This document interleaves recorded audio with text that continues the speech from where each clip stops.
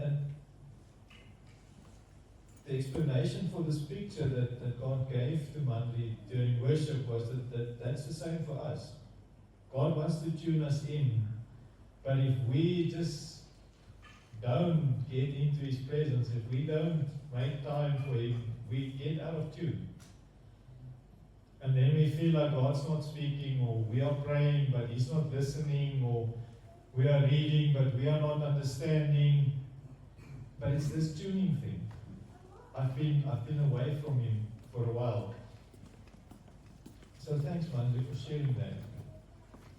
En ek het eintlik gedink, dis nie regtig van toepassing op my nie, totdat ek gister 'n bietjie gaan vryhou skiet het saam met die pa en seuns van Grey. En ek dink ek het laas in 2014 op 'n kleibaan gestaan.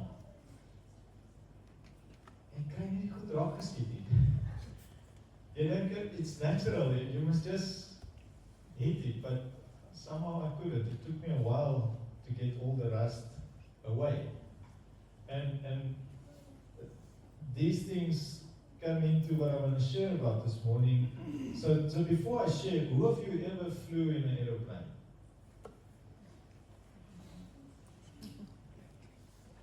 Who of you are going to fly this week in an aeroplane?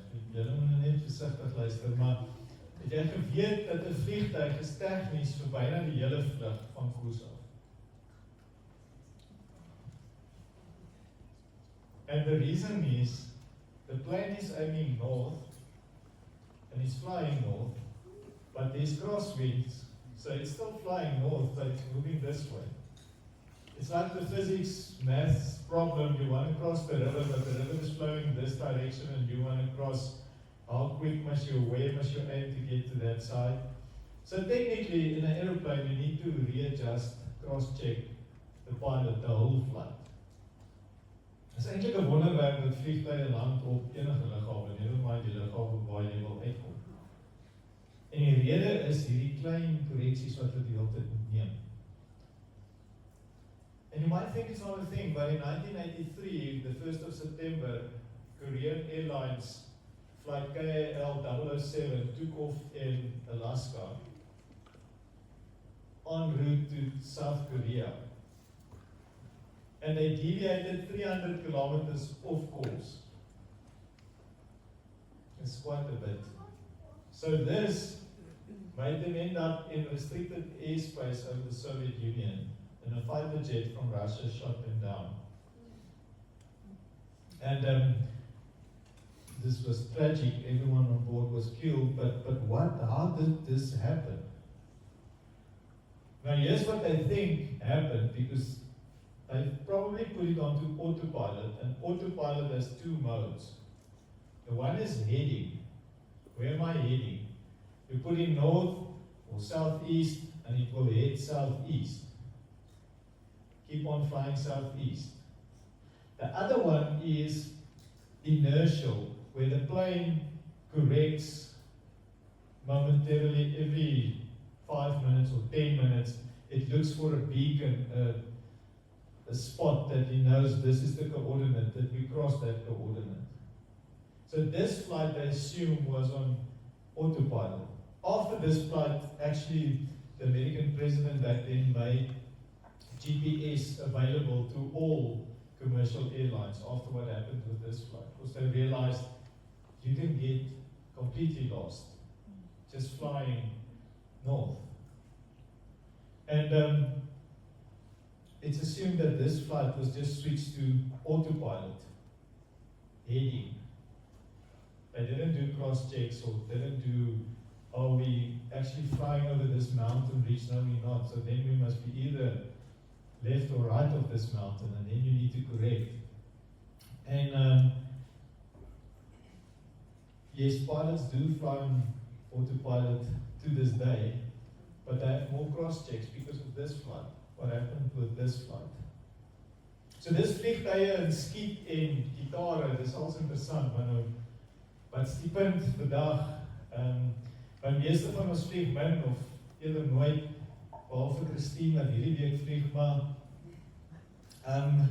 ek wil vandag gesels oor ons lewens, want ek sien 'n baie sterk ooreenkoms tussen vliegtuie, die voorbeeld van die vliegtuig, en ons lewens.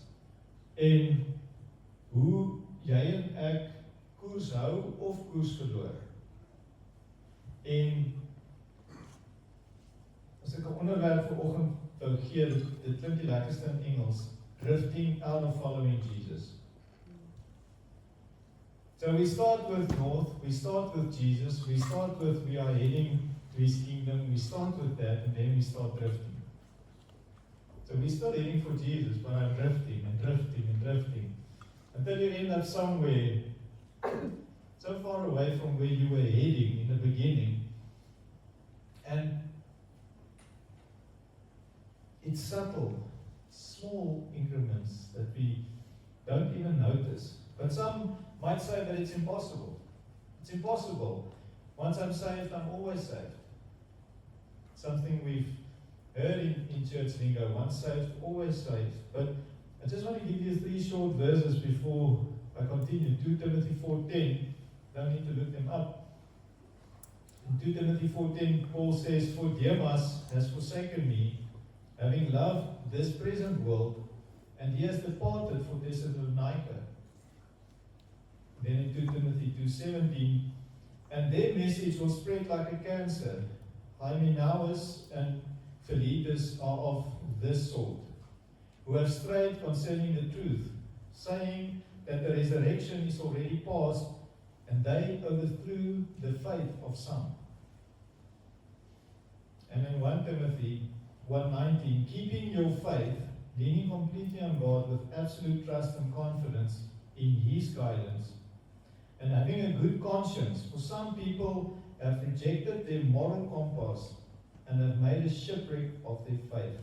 Among these are Hymenaeus and Alexander." So Paulus waarsku ons, hier's 4 ouens, ten minste, wat hy van weet. Wat hy skryf, en sê, kyk, hierdie 4 ouens het reg begin, en hulle het weg van Jesus geëindig.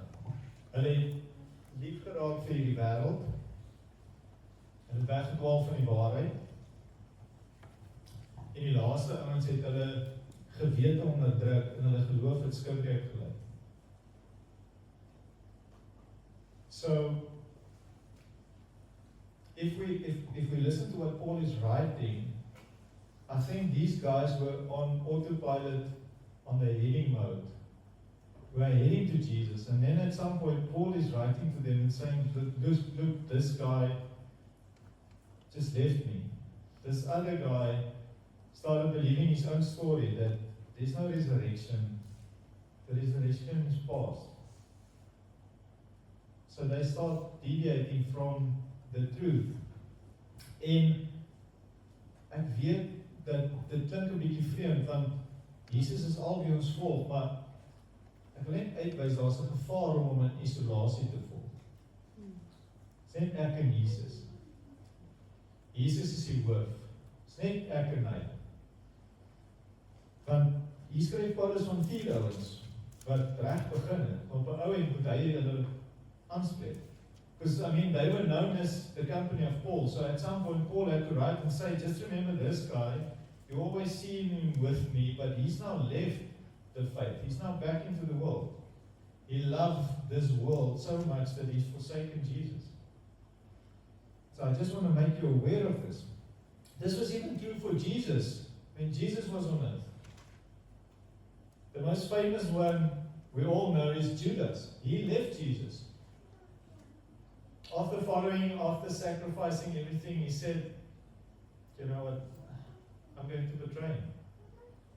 I think with Judas specifically, there were more into play because he was fulfilling prophecy too, but I mean, he's an example of someone who was with Jesus at the Last Supper.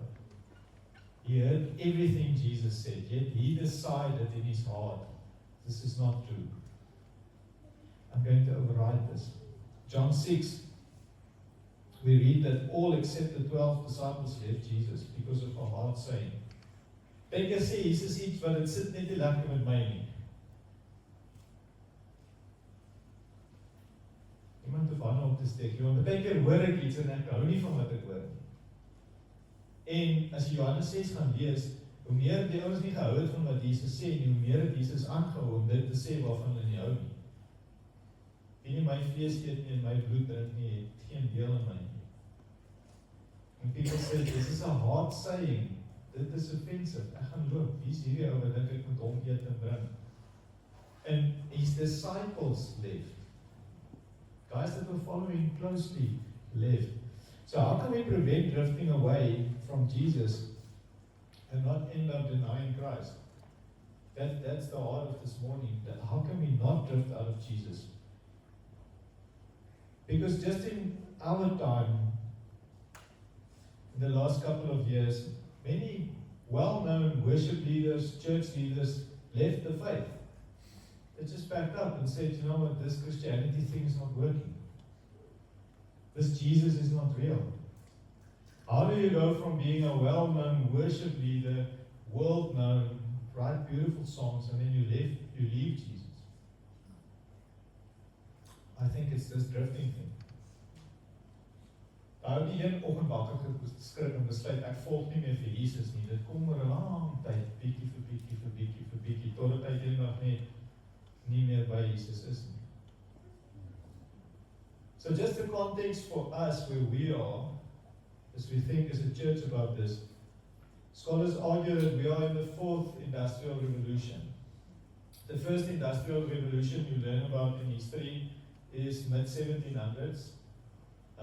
It happened in France mainly, and it was this industrial revolution.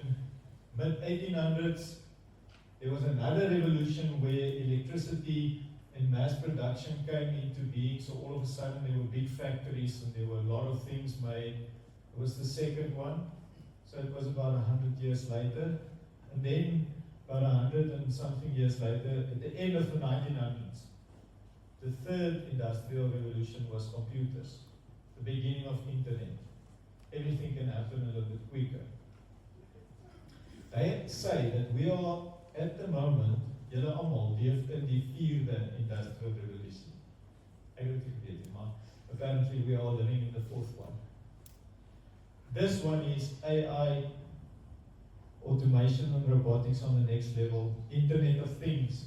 Your object, your toaster can speak to the internet and give it data. Nie myne nie, maar there are some smart toasters that can do it. You can, on your cell phone app, switch on your whatever, when you get home, there's coffee. It's the Internet of Things. New science, gene editing, quantum computing, things that we could never do before, because now we have supercomputers that can work these things out. The age of knowledge. Ek dink dit is veilig om te sê dat ons wat hier sit vanoggend weet meer as enige generasie ooit in die geskiedenis. Jy kan nie teruggaan na 'n generasie wat soveel weet soos ons nie. Ek neem jy al net hierdie ding uit en jy weet alles. 2 kliks en jy weet. Jy het nie 'n spesialis nodig nie. Jy het nie eens kennis oor 'n gebied nodig nie. You just Google it, find a DIY video, and there you go. You can do it. You don't need a mechanic to fix your car. You can just Google it. Just a little portion. It doesn't exactly work. You can still not get your car together. But there's no need for a typewriter anymore. You can just dictate it like a lawyer into AI and he types it for you. There's no need actually for a fitter and turner. Die ou houtwerkonderwysers wat 'n stuk rou iets kon vat en dan draai hulle hom in so 'n mooi patroon. Because now you've got a CNC machine. You just program it, you put it in there, and he just makes whatever you want. So there's no need for these specialists. And I think there's an impact for us as a church too. Because here's the scary thing. Church is no longer about teaching. You don't have to come here to hear me teach. You've got ample of teachings of good teachers on your cell phone. So we as the church, we have online teachings, various angles on this topic, various opinions about once saved, always saved. You can get all the opinions, for, against, indecisive. You know what's scary? AI can actually compress what I'm saying right now into a short video of 2 minutes. taking just the most important points. He thinks these are the most important points. He squashed them into 2 minutes and you just listen to 2 minutes. Jy hoef nie meer na Fanie se lang storie te luister. Jy kan net wag maandagooggend kan jy 2 minute luister. Dan kry jy dit. So if it's not about it's actually about the impact this thing has on us as humans. We were created for relationship.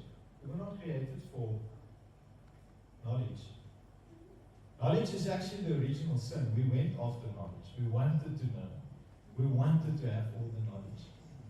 God wanted a relationship with us. He gave us freedom. You can eat of all the trees, just this one. Don't eat from this one tree. We can all go on a holiday by just following everyone on Instagram and Facebook that's busy having a holiday in the Seychelles. Or WhatsApp statuses for those that don't have Facebook. WhatsApp status, you can also follow the holiday. It was even in the time of TV, if you think about Discovery Channel, BBC, with David Attenborough in the background. You don't have to go to the Kruger. You can see the lion hunting and everything online. Maar julle weet, net so goed soos ek weet, dis nie dieselfde nie. Dis nie dieselfde om 'n leeu op TV te sien, of om 'n leeu hier by jou langs die pad te sien. There's something that's better doing it yourself, going there. And I think it's the same with the Lord and it's the same with church. It is just better to come. Hebrews 10:23 is actually this long introduction that I gave is summed up in Hebrews 10:23 to 25. It's the heart behind the writer of Hebrews, which many things was Paul, either Paul or Barnabas, but the writer of Hebrews has this on his heart when he's writing to the church. And he's saying the following to them: let us seize and hold tightly. I'm reading from the Amplified. Let us seize and hold tightly the confession of our hope without wavering, for he who promised is reliable and trustworthy and faithful to his word. And let us consider thoughtfully how we may encourage one another to love and to do good deeds, not forsaking our meeting together as believers for worship and instruction, as is the habit of some, but encouraging one another, and all the more faithfully as you see the day of Christ's return approaching. And then he goes on to write about willfully sinning, and it's a good chapter, but just this bit where the writer says, as Jesus is approaching, and it's interesting why he says we are gathering, because he's not saying that we should gather for knowledge. He said that we stir up one another. Just three things. The first is love. The other one is good works. And the other one is meeting together. Let's stir each other up to say, but I'll see you this week. I'll come to you tomorrow. Let's pray about this.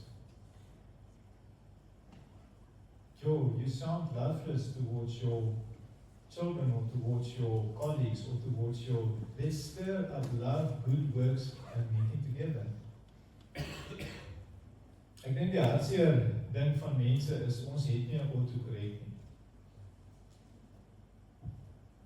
As jy die Heilige Gees ontvang, hy is daai autopilot wat daai gevoel in jou skep waar jy voel ek moet nie hier wees nie. Moenie hierdie doen nie. We need people around us. We don't just simply ourselves get out of our, especially our bad ideas. The good ideas is good, but the bad ideas. You need someone to say, hey, you should stop doing this thing. This is not the way you are heading.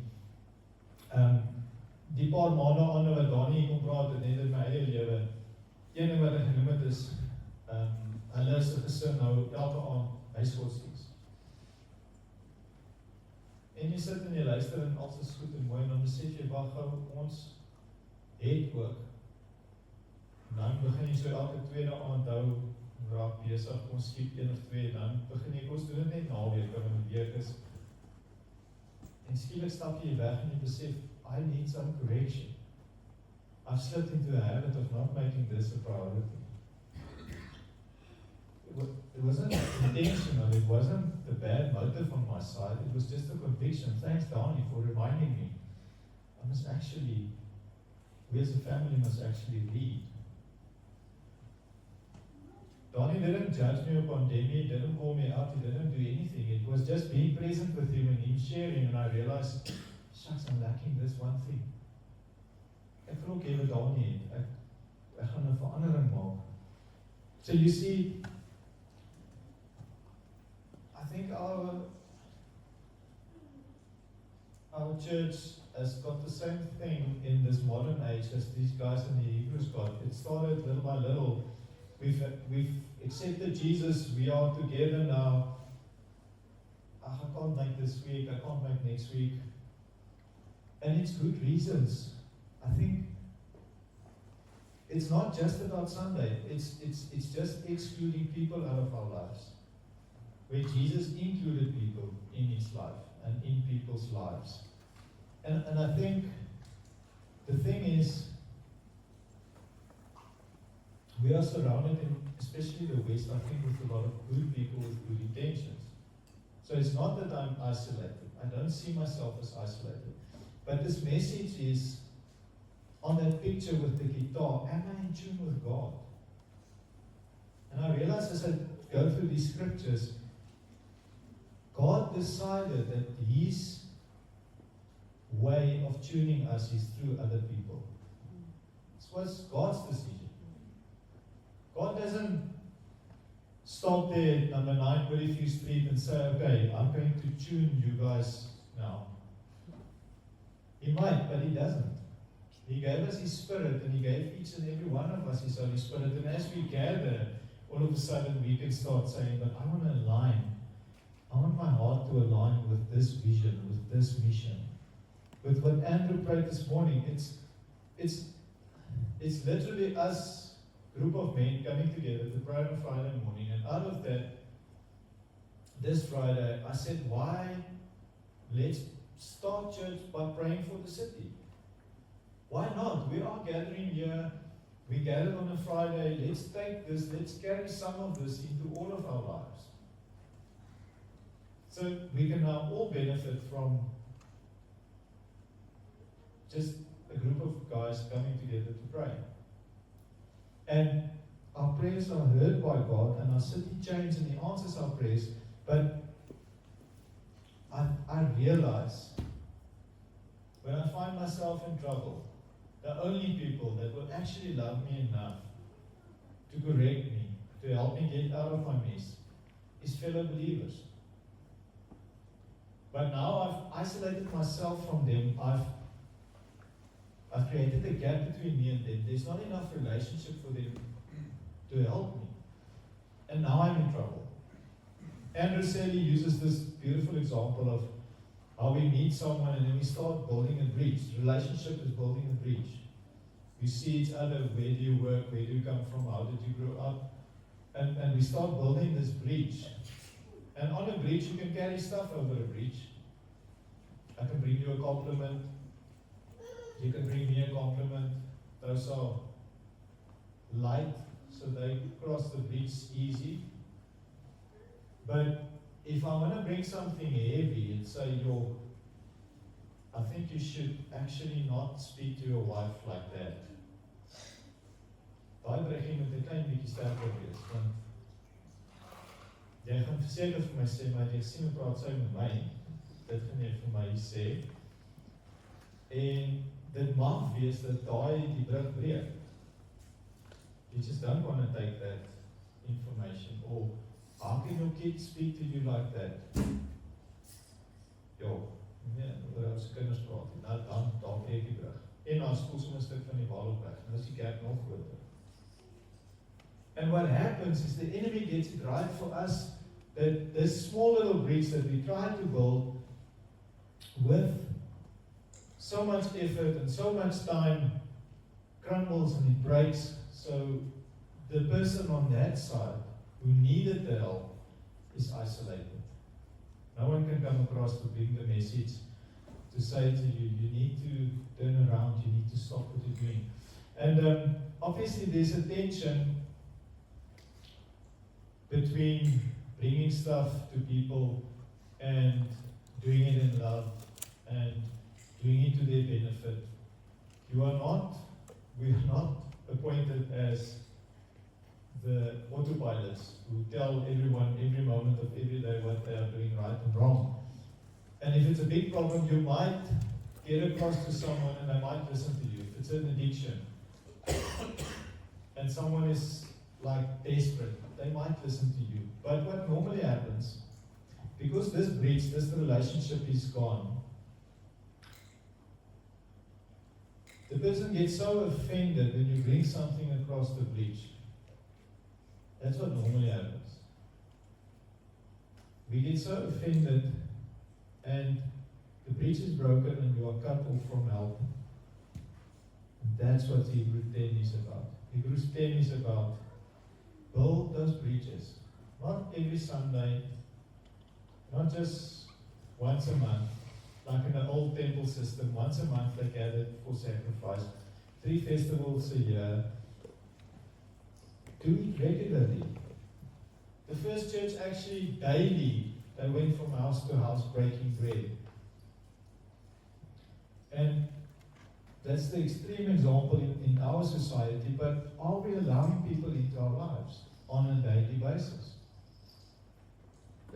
Let's not just take the scripture and say, okay, we now need to get to each other's houses, and the ladies are thinking, sure, al die skottelgoed en al die mense en my voete en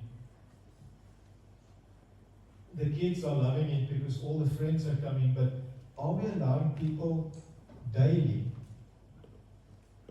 Because the danger for each and every one of us is without correction, you end up with a different Jesus.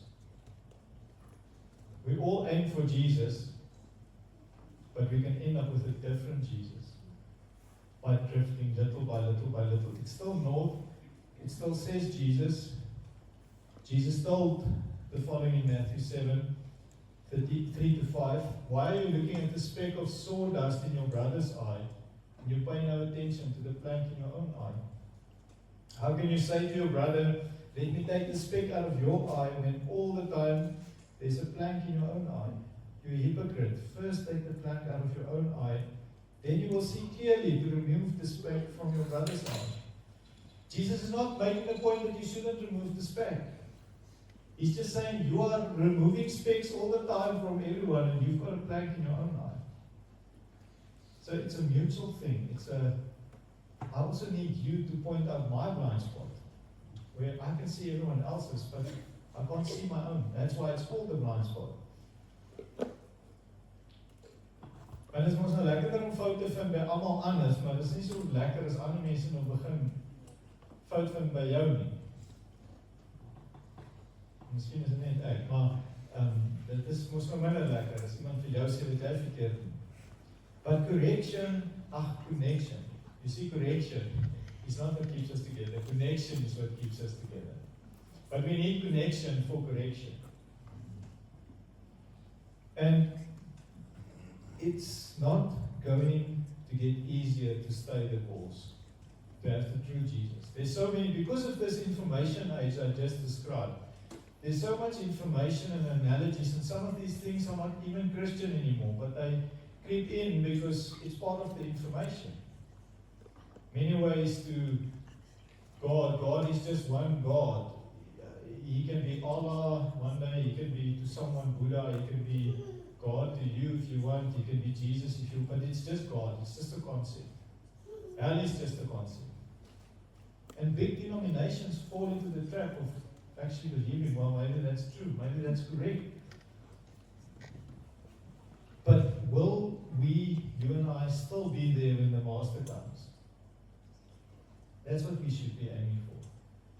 En Jesus vertel nog 'n storie in Matteus 24, waar hy sê, julle ken nie die dag of die uur nie, julle weet nie wanneer dit gaan gebeur nie, maar ek kom terug. And I just want to read a couple of verses. For as were the days of Noah, so will be the coming of the Son of Man. For as the days before the flood, they were eating and drinking, marrying, giving in marriage, until the day when Noah entered the ark. And they were unaware until the flood came and swept them all away. So will be the coming of the Son of Man. Then 2 men will be in the field, one will be taken, one will be left. 2 women will be grinding at the mill, one will be taken and one will be left. Therefore, stay awake, for you do not know on what day your Lord is coming. But know this, that if the master of the house had known in what part of the night the thief was coming, he would have stayed awake and would not have let his house be broken into. Therefore you also must be ready, for the Son of Man is coming at an hour you do not expect. Who then is the faithful and wise servant, who his master had set over his household, to give them their food at the proper time? Blessed is that servant,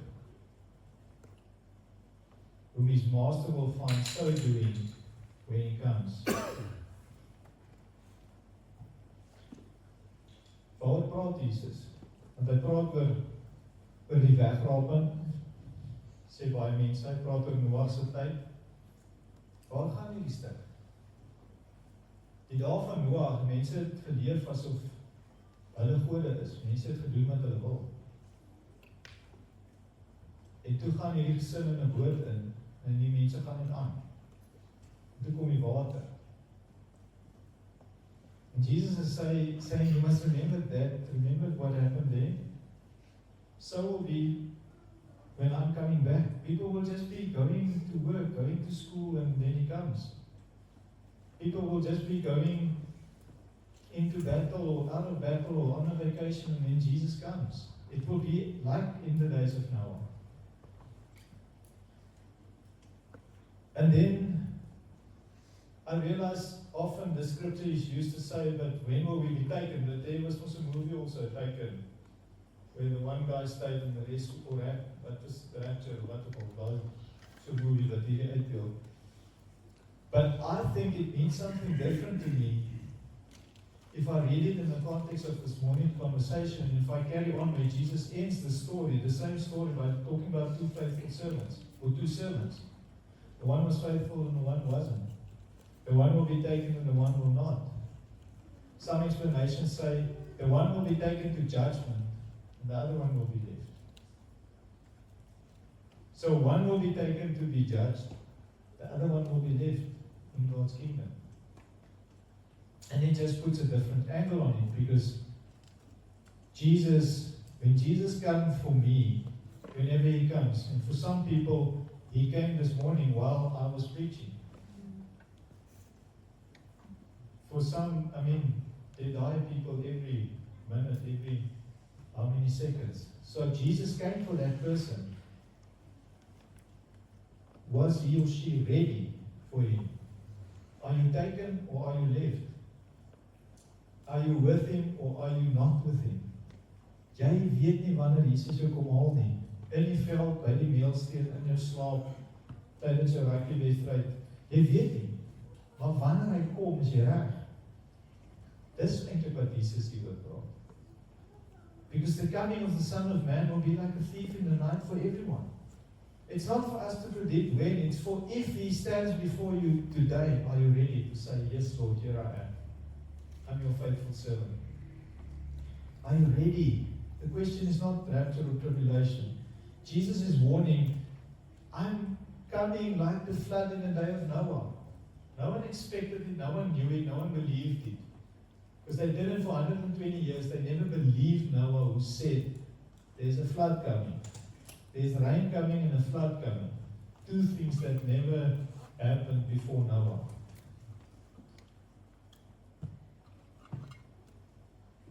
But nobody was ready. Only Noah and his family. So you and I, we are servants of Jesus, our master.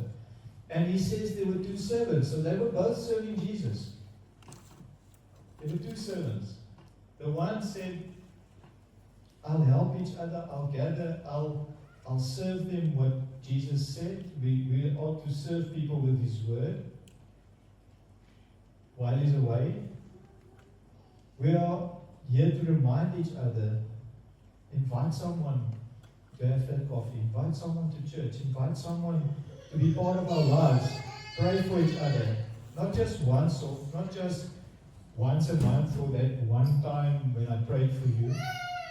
As often as necessary, as often as we can. And at least more than just this morning. Church is not about knowledge or teaching or gathering here this Sunday morning. Church is about taking Jesus into our everyday life.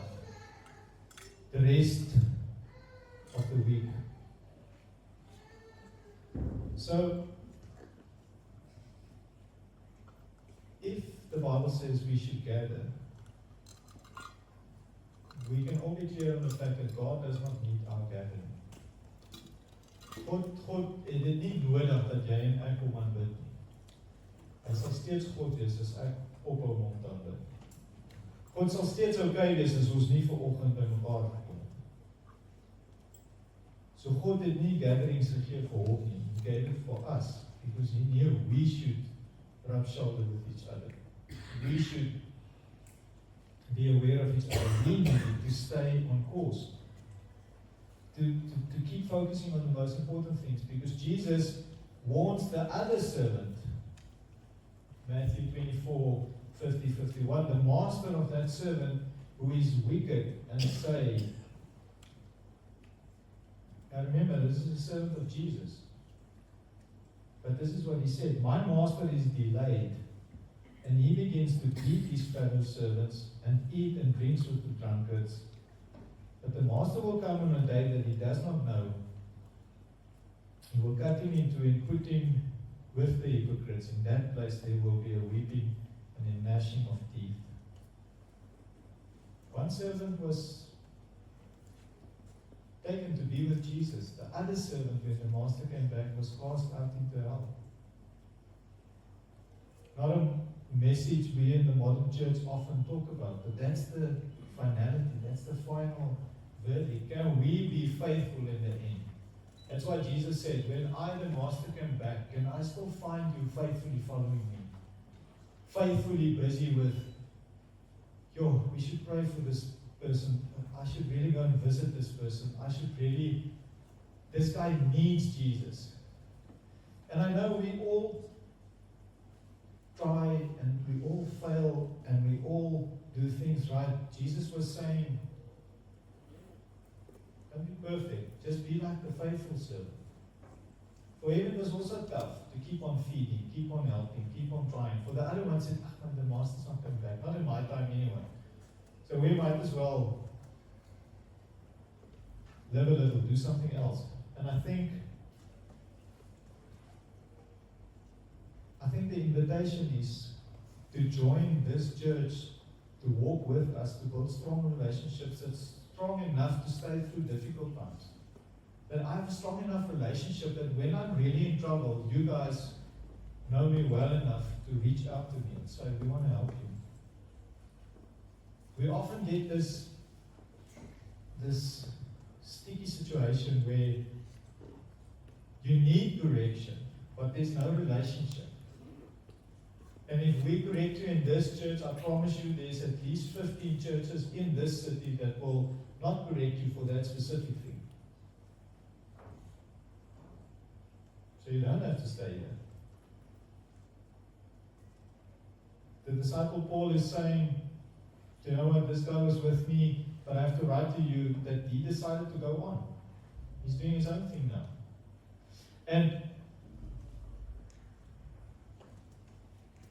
I think the invitation is for us to not become legalistic or become people with the new program that we run. Can we become a church that's so relational, that the bridges are so strong, that we can actually carry each other over those bridges, that we can actually carry broken people over those bridges into our lives and say,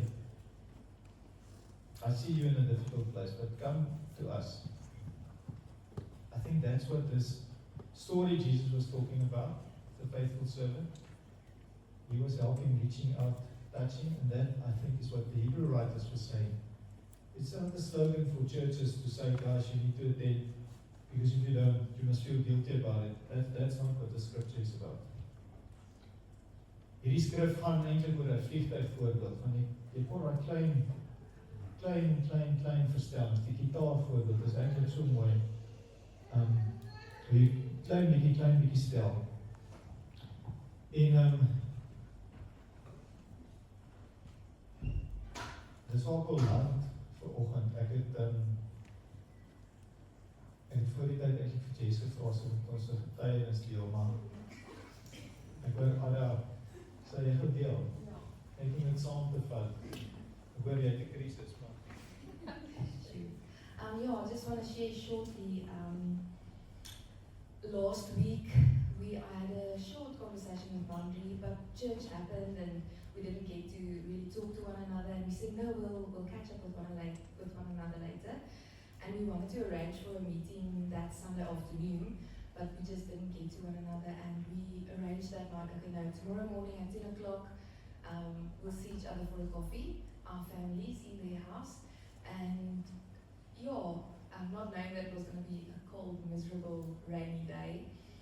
But that evening, I'm 6 months pregnant, and I had a horrific dream of our baby. And I woke up early. Sorry, I don't want to cry. I woke up early and I said, we have to pray, because this is something that's not true. And we woke up and we prayed about it and we went back to sleep. And the next morning, I really felt like I didn't want to go to this coffee. Still being really upset. Sorry. But we packed our stuff in our bag and we went for a coffee, and we ended up sharing what happened, and we just sat in our house, had amazing coffee, and we were in a warm house with people that loved the Lord. And instead of being on our own that Monday, we were praying with them in their house, and just really working through what we experienced. So I just want to thank you guys for opening your house, and I want to encourage one another that when you have a nudge in your heart to really touch someone and find out what's going on, are you okay? to do that, sorry.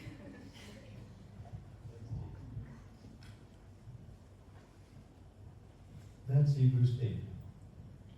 Thanks, Jess, for sharing. And Christo maak regtig op. Sorry, Christo, ek gaan 'n paar oproepe kry nie. But you hear that I had this dream. What is this about? And instead of for weeks walking with this thing, you just reach out and say, I felt we should get together, and as we get together and I share, we can pray together. We're like, but we don't have to take this. En ek dink dit is die voorreg om 'n kerk te wees, wat relational is. That's what we are about. It's about getting in each other's homes. That's why one of the things when I first came to Bloemfontein is, Lord, what should we do? What should we do? And the Lord said to me, kill the programs. We were still busy with another church that had a couple of programs. I went, Lord, but then we're going to do nothing. So you're not to come next to me. But then, over time, it's now 5 years, it dawned on me, but we need to make time for relationship. Our weeks are so full, we are so busy, because of just life. That's the era we are in, and we can try and fight it, or we can say we need to adjust to it. People have the knowledge, what we need is the connection. People have all the teachings, what we need is the application of the teachings. On a Wednesday evening, there's a lot of knowledge being shared, but what's also happening on a Wednesday evening is we are connecting around God's Word as a church. And because we are reading through the Bible, you can fall in any time. And you can skip 2 or 3 weeks and catch up because you have your Bible. But it's actually the connection. So very so kind to share on the group, this is where we are. But what Jess shared this morning, testimony of this week, hierdie week maandag. Kan ons die kerk wees wat testimonies het van gister, vanoggend. Ons sien uit na vanaand se testimony. En ek dink wat Jess gesê het is so mooi, dit is nie 'n nuwe burden van, okay, nou moet ek kyk by wie ek almal uitkom nie. Dit is net daai ding as jy voel, ek moet voel Edrich bel, ek kan die week 'n koffie gaan drink. My strip hier is, dit is net 'n voorbeeld. Then I was by the phone, and then all of a sudden he says, you know what, I don't have actually time for a coffee this week, I'm just struggling. Okay, and then I start praying for him, and then a couple of minutes later he might WhatsApp me back, you know what, I have coffee, I have time this afternoon. Then we can actually pray together about it. How often have you phoned someone and said, you are just on my mind this whole week, and you phone them and they are actually going through something. And you're like, wow, I didn't know it. I mean, you're in Cape Town, I'm here, but the Holy Spirit reminded me, phone that friend of yours, phone that brother, phone that sister, phone that person, and that I think is huge. So I want us as a church to embrace this connection. And let's be intentional about our connections. We have Sundays, we have Wednesdays, and the rest of the week, and the guys gathering for language on Tuesday, but the rest of the week are open. It is to create space, but it is for us to be intentional and reach out, have that coffee, opposite coat. Amen. Why don't we all stand and then I close in prayer.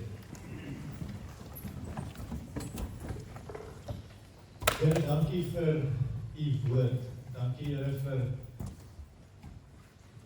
net Jess se getuienis van en Christo Manrie se getuienis wat deel is van dit, waar hulle huis oopgemaak het. I thank you, Lord, for this word this morning, that it is for us as a church to realize that we are like planes. We are like aeroplanes that needs those little nudges of correction so often, so that we will land at the right destination. Jesus, we all love you, and we are all your children. I pray that you empower us through your Holy Spirit to have deep and meaningful relationship as a church. So deep, so meaningful that the world around us will start noticing our relationship and the depth of our relationship, and will start longing for that relationship. Because that relationship in itself, I think, models something of our relationship with you, our Heavenly Father. Because Jesus, you said, by this they will know that you are my disciples, by your love for one another. And Lord, I pray, especially when we go through difficult things, I pray that you just give us, each and every one of us, especially those that might be in a bad space, give us the boldness to put up our hand, to reach out, to say, sure, I need to have a coffee with you because I want your input in this or this area. So I pray, Lord, that we will have a freedom as a church, and that we will have really an awareness of one another and of our relationship and the value of that relationships. Thank you that we can know you. Thank you that you enable us to do these things. In Jesus' name.